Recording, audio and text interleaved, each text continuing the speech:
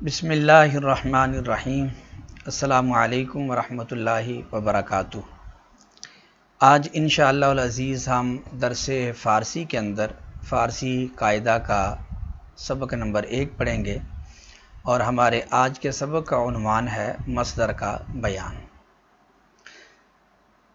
مصدر یہ لفظ صدور سے نکلا ہے، اور صدور کا معنی ہوتا ہے نکلنا، صدور نکلنا، اور مصدر یہ اس میں ظرف کا صیغہ ہے جس کا معنی ہے نکلنے کی جگہ۔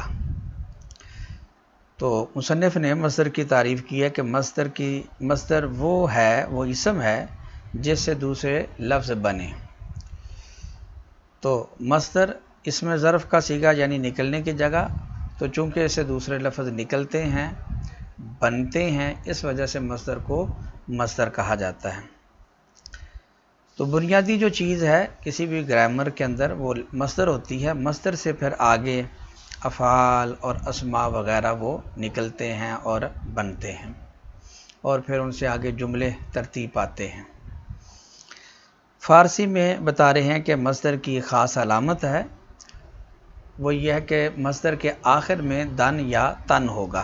یہ اس کی علامت دن یا تن، جس طرح کہ مثلا یہ مثال دی پروردن اور گفتن۔ اس میں دیکھیں دن ہے پروردن کے آخر میں، اور گفتن کے آخر میں تن ہے۔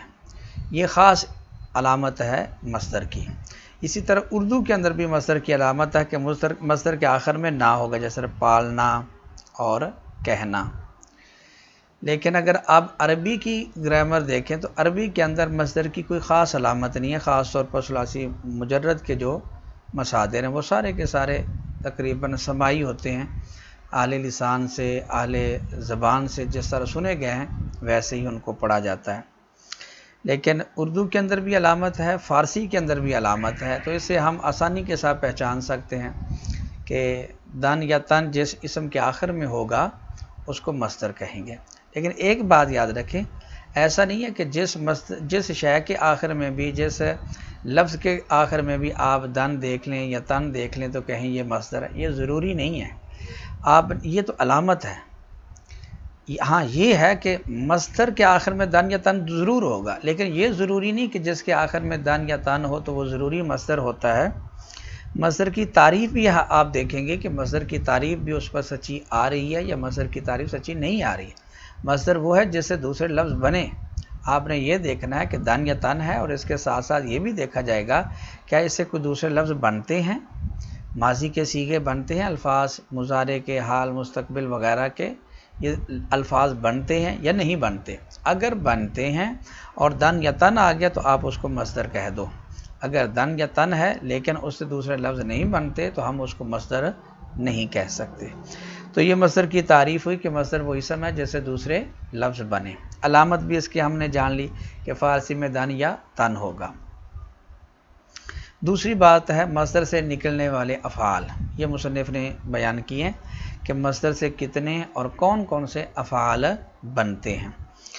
تو مصدر سے کل 6 افعال بنتے ہیں: ماضی، مضارع، حال، مستقبل، امر اور نہی۔ یہ 6 افعال مصدر سے نکلتے ہیں، اور ان افعال میں سے ہر ایک کے پھر آگے 6 صیغے ہیں: واحد غائب کا صیغہ، جمع غائب کا صیغہ، واحد حاضر، جمع حاضر، واحد متکلم اور جمع متکلم۔ تو ماضی کے بھی مطلب یہ 6 صیغے ہیں، مضارع کے بھی، حال، مستقبل، امر اور نہی۔ ان افعال میں سے ہر ایک کے یہ 6 صیغے ہیں۔ یہ صیغوں کی علامت کا نقشہ مصنف نے ذکر کیا ہے۔ اس کے اندر آپ یہ دیکھیں 6 صیغے ہیں۔ واحد غائب کا صیغہ ہے، دوسرے نمبر پر جمع غائب کا صیغہ، پھر واحد حاضر ہے، جمع حاضر ہے، واحد متکلم اور جمع متکلم۔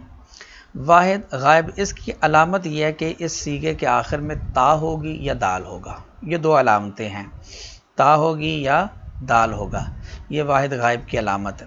جمع غائب کی علامت ہے کہ اس کے آخر میں نون دال ہوگا، اس صیغے کے آخر میں، اور واحد حاضر کی علامت یا ہوگی، اور جمع حاضر کی علامت یا دال۔ واحد متکلم کی علامت میم اور جمع متکلم کی علامت یا میم. یہ 6 سیغے ہیں اور ان کی یہ علامتیں ہیں. اب ان کو مثال کے اندر بھی سمجھیں. جس طرح کہ واحد غائب کی علامت آپ نے دیکھا کہ تا ہے یا دال ہے، اور نیچے مثال دی ہوئی ہے گفت اور پرورد. گفت اور پرورد یہ دونوں واحد غائب کے سیغے ہیں. گفت کے آخر میں تا ہے اور پرورد کے آخر میں دال ہے. پروردند یہ جمع غائب کا سیغہ ہے کیونکہ اس کے آخر میں یہ نون دال آپ کو نظر آ رہا ہے. یہ پروردند. پروردی یہ واحد حاضر کا سیغہ ہے کیونکہ آخر میں یا ہے. پروردی. پروردید اور اس کو پروردید بھی پڑھا جاتا ہے. جدید عربی میں مجہول لفظ نہیں پڑھے جاتے. پرانے لہجے کے اندر اور خاص طور پر ہمارا جو لوکل ہندوستانی یہ لہجہ ہے اس کے اندر الفاظ کو مجہول پڑھا جاتا ہے. تو پرانی ہماری درس نظامی کے اندر ہمارے اساتذہ وہ اسی طرح مجہول لفظ پڑھتے تھے پروردید. اور آج کی جو نئی لہجہ ہے فارسی زبان کا، اہل زبان کا، اس کے اندر مجہول لفظ نہیں پڑھے جاتے، وہ پروردید اس کو پڑھیں گے. خیر، پروردید پڑھیں یا پروردید پڑھیں. تو یہ یا دال جمع حاضر کے سیغے کی علامت ہے. واحد متکلم اس کی علامت میم ہے جیسے پروردم، اور جمع متکلم اس کے سیغے کی علامت یا میم اور پروردیم ہے. یہ سیغوں کی جو علامتیں ان کو یاد کرنا بڑا ضروری ہے. آگے جو گردانیں آئیں گی تو ان کے اندر یہ سیغے ہم انہی علامتوں سے ان سیغوں کو پہچانیں گے. یہی علامتیں تمام سیغوں کے اندر اور ہر جگہ یہ آپ دیکھیں گے علامتیں آئیں گی. آگے مصنف نے ایک تنبیہ ذکر کی ہے کہ علامت کے تمام حروف ساکن ہوتے ہیں، وہ 2 ہوں خواہ 1 ہو.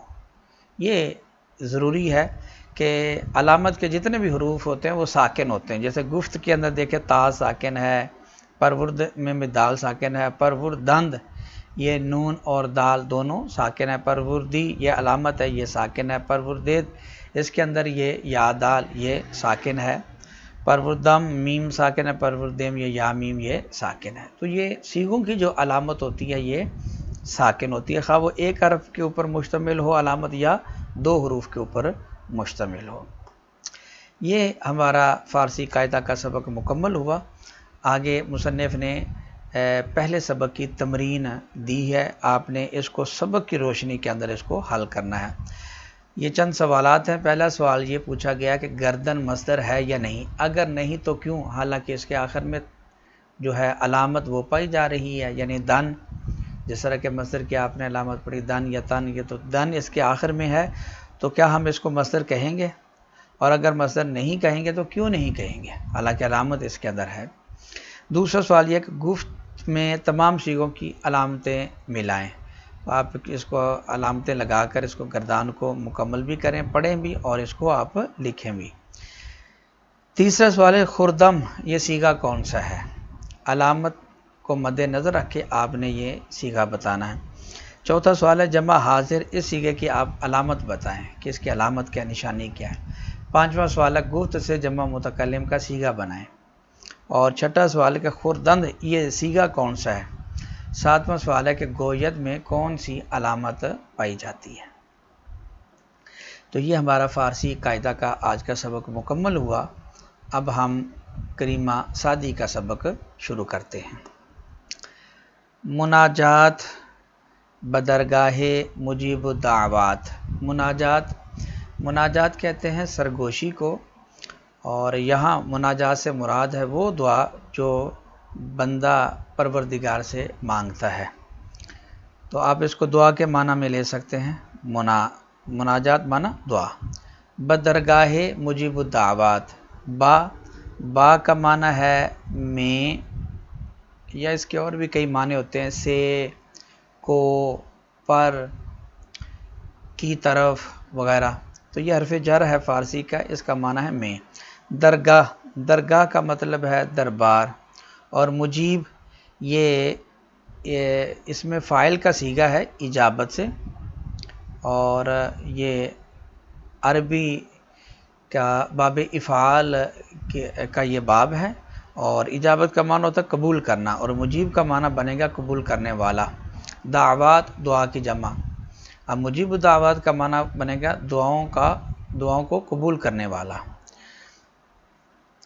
پورے عنوان کا معنی بنے گا مناجات بدرگاہ ہے مجیب الدعوات، دعاؤں کے قبول کرنے والے کی بارگاہ میں فریاد دعا۔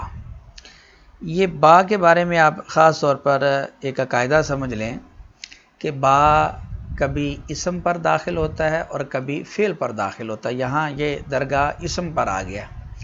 اسم کے اوپر جب با ہو تو اس کو ہمیشہ اس کے اوپر زبر پڑی جاتی ہے، اس کو بدرگاہ پڑھیں گے، بدرگاہ۔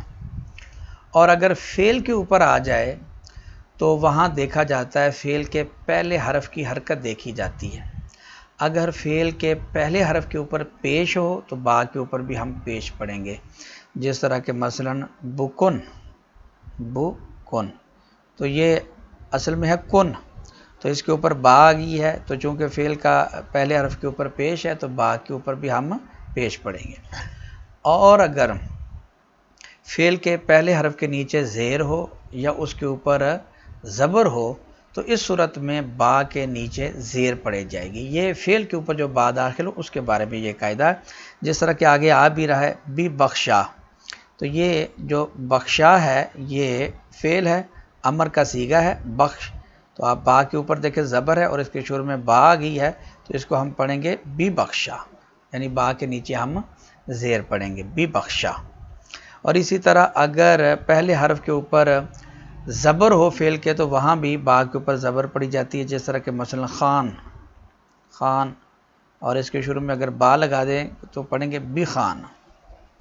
یعنی مطلب یہ ہوا کہ فعل کے اوپر جو با آتی ہے اس کے اوپر زبر نہیں ہوتی، یا زیر ہوتی ہے یا پیش ہوتی ہے۔ ایک صورت میں پیش ہوتی ہے جب فعل کے پہلے حرف کے اوپر پیش ہو تو با کے اوپر بھی پیش پڑھیں گے، اور دو صورتوں میں با کے نیچے زیر ہوتی ہے۔ پہلی صورت یہ ہے کہ جب فعل کے پہلے حرف کے نیچے زیر ہو تو با کے نیچے ہم زیر پڑھیں گے، اور دوسری صورت یہ ہے کہ جب فعل کے پہلے حرف کے اوپر زبر ہو تو تب بھی فعل کے اوپر جو داخل ہوتی ہے با اس کے نیچے زیر پڑی جاتی ہے۔ امید ہے کہ یہ آپ اس قاعدے کی رعایت کریں گے جب آپ فارسی پڑھیں گے۔ چلیں آگے دیکھتے ہیں۔ کریمہ بھی بخشائی برحال ماں کہ ہستم اسیر کمند ہوا۔ کریمہ یہ لفظ یہ مرکب ہے کریم اور الف سے، یہ الف ندا کا ہے، اس کا معنی ہے کریم، ماں کا معنی ہے اے کریم، ندا دینے کے لیے، پکارنے کے لیے یہ ندا کا یہ الف ہے، یعنی کریمہ کا معنی ہے اے کریم، بے بخشائی، یہ بخشا یہ بخشیدن سے امر حاضر کا صیغہ ہے، اس کا معنی تو بخشش فرما، اور بھی بخشا با کے نیچے ہم زیر پڑھیں گے کیونکہ فعل کے پہلے حرف کے اوپر زبر ہے۔ بر کا معنی ہے پر، کے اوپر، حال معنی حالت، اور ما معنی ہماری، اور حال ما حال کی ما کی طرف اضافت ہے تو اس لیے حال کے نیچے ہم زیر پڑھیں گے۔ یہ بھی قاعدہ آج سے ہی ذہن میں رکھ لیں کہ فارسی کے اندر مضاف کے نیچے اور اسی طرح موصوف کے نیچے زیر ہوتی ہے، مضاف کے نیچے اور موصوف کے نیچے، تو یہ حال یہاں مضاف ہے اس لیے اس کے نیچے ہم زیر پڑھیں گے بر حال ما۔ کے معنی کیونکہ، ہستم کا معنی میں ہوں، اسیر، اسیر کا معنی ہے قیدی، اور کمند، کمند کا معنی ہے جال، اور ہوا کا معنی ہے نفس، خواہش، اور اسیر کی کمند کی طرف اضافت ہے، کمند کی آگے ہوا کی طرف اضافت ہے، اس لیے اسیر کے نیچے بھی زیر پڑھیں گے، کمند کے نیچے بھی ہم زیر پڑھیں گے۔ اب اس شعر کا ترجمہ یہ بنے گا، کریم ماں بے بخشائی برحال ماں، اے کریم تو بخشش فرما ہمارے حال کے اوپر، ہماری حالت پر تو کرم فرما، رحم فرما، کہ ہستم اسیر کمند ہوا، کیونکہ میں نفس کے جال کا قیدی بن چکا ہوں، نفس کی قید کے اندر میں قید ہو گیا ہوں، اس کے جال کے اندر میں پھنس گیا ہوں، اب تیرے فضل کے بغیر میں نہیں نکل سکتا۔ تو یہ دعا کر رہے ہیں مصنف اللہ تعالیٰ سے۔ نداریم غیر از تو فریاد رس، توئی آسیان را خطا بخش و بس۔ نداریم یہ داشتن مصدر سے فعل مضارع منفی معروف کا صیغہ ہے، اس کا معنی ہے نداریم کا معنی ہم نہیں رکھتے، داشتن دارد مضارع ہے اور اس سے نداریم یہ جمع متکلم کا صیغہ بنا، ہم نہیں رکھتے، غیر از تو مانا تیرے سوا، غیر مانا سوا، از تو مانا تیرے یعنی تیرے سوا، فریاد رس فریاد کو پہنچنے والا۔ یہ فریاد رس یہ اسم فاعل ترکیبی ہے، یا اس کو اسم فاعل سمائی بھی کہا جاتا ہے۔ یہ جو ایک ہے فریاد اور دوسرا رس، یہ رس رسیدن سے امر کا صیغہ ہے، اور رسیدن کا معنی ہے پہنچنا۔ اور فارسی زبان میں کبھی ایسا ہوتا ہے کہ اسم کے ساتھ امر کے صیغے کو ملا کر اسم فاعل والا معنی لیا جاتا ہے، اس کو اسم فاعل سمائی یا اسم فاعل ترکیبی کہا جاتا ہے۔ تو فریاد رس کا معنی ہوگا فریاد کو پہنچنے والا۔ تو ہی معنی تو ہی، آسیان یہ نون اس کے اندر فارسی کے اندر نون غنہ نہیں ہوتا، نون لکھی جاتی ہے۔ تو آسیان، آسیان یہ آسی کی جمع ہے، اور آسی کا معنی گناہ گار۔